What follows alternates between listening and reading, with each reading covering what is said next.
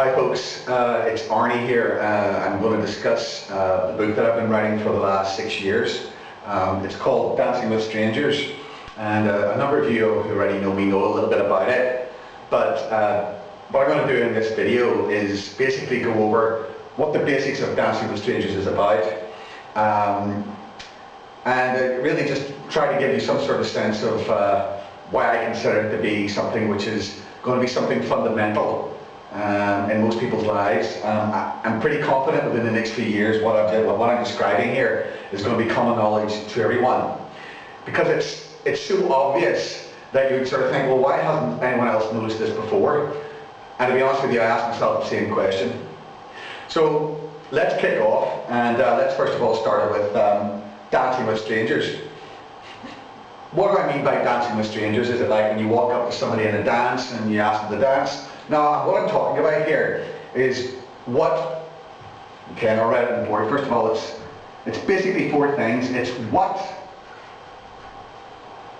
you do,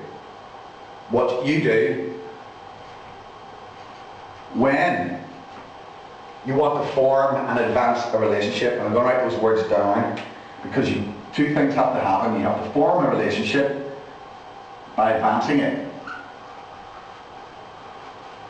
Alright? In other words, you don't just walk up to somebody and say, hello, will you marry me? Well, you might do, but in most cases that isn't what happens. What happens is a process occurs. So, dancing with strangers is what you do when you try to form and advance relationships. Thirdly, it's then how you actually do that. How you do that, how you get engaged with that interaction, how you respond to the person, how you make advances, how you interact, how you relate to that person. And then, more crucially, which we're going to discuss much more towards the end, 4th thing is why you dance the way that you do. Because you will discover, as I'm going to show, everybody does this a very specific way. There's a very, very specific way that each of us do this. And the way that you do that, that's how you dance with strangers. And so what we're going to look at now is, let's explore this a little bit further and understand what I mean by that. Thank you. Okay, so I've introduced dancing with strangers, and the question is, well, so what? Maybe we do interact with the opposite sex in a very specific way when we want to form and advance a relationship. Why does it matter? Well, there's actually a pretty good reason why it does matter, because something I've discovered which completely has changed my perspective of that whole domain. Because the way that you dance with strangers causes 3 things to be inevitable.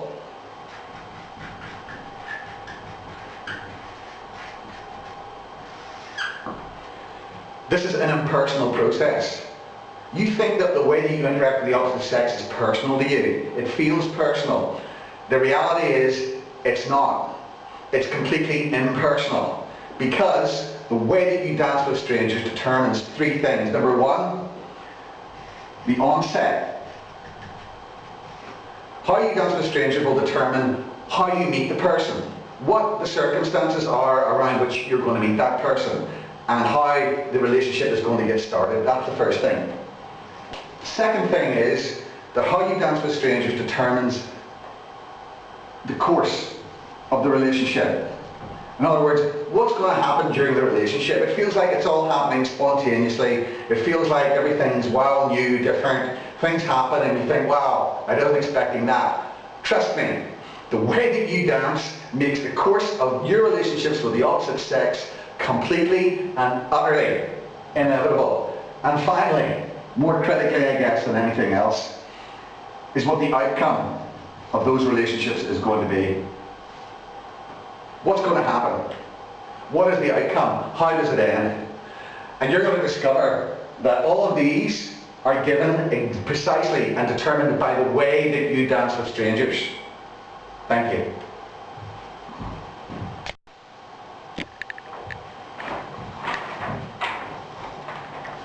Now we're going to look at the steps in dancing with strangers.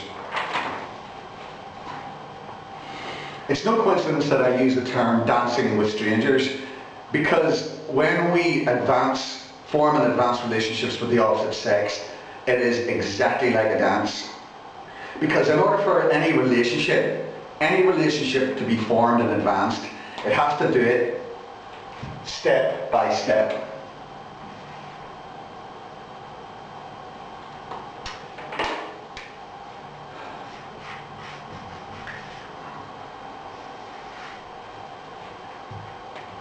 It's like anything, it's like any process happens, it follows a certain path, it follows a certain course. It's done step by step. It's like learning to drive, anything. You do it step by step. So what is with relationships? There's nothing really exciting about that. But what is really interesting is that I've discovered that in every step, in every relationship that has ever existed in the human race, there are 4 things that have to happen. And I call each of these moves.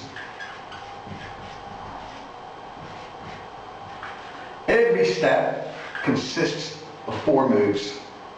For example, if I walk up to you and ask you for the time, I would say, "Excuse me?" You would say, "Yes." I would say, "What time is it, please?" And you would say, "It's 5 o'clock. In analysing, this is the discovery that I made, and this discovery is really the foundation on what everything that follows. Is this realisation that there are these 4 moves, and there are 2 parts. The first part is basically the, hold on, I'm just going to pop down here, excuse me. Is what I call the initiation. In other words, the advance is made. Someone wants to initiate the advance, someone must take the initiative. Someone must actually decide, yes, I'd like to speak to that person, I'd like to say hello to that person, I'd like to ask that person the time, I'd like to ask that person to marry me. Someone has got to do that. So that's the initiation part. The second part, number 2, is the actual advance. So in the case of asking for the time, I initiate it by saying, "Excuse me," to get the person's attention. They say yes. I make the advance, say, "Can you tell me the time, please? That's what I want to get. Will you marry me? May I kiss you? May I go out together?" You know, whatever it is. The actual advance is made, and the other person then responds to that. So in each of these 2 parts, each person makes one move. The person who initiates it, let's call that person A, alright, says, "Excuse me," to person B.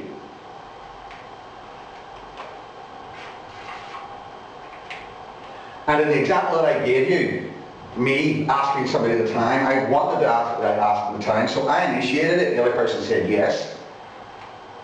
Person A, in this case was me, said, "Well, could you tell me the time, please?" And the other person said, "It's 5 o'clock. 4 steps. Those 4 steps are the basis of everything that's going to follow, because what we're going to discover is something which is going to not only surprise you, but it's really going to shock you. Because we're going to look at the way in which you do this with the opposite sex. And I think you are really going to be surprised and even shocked. Thank you.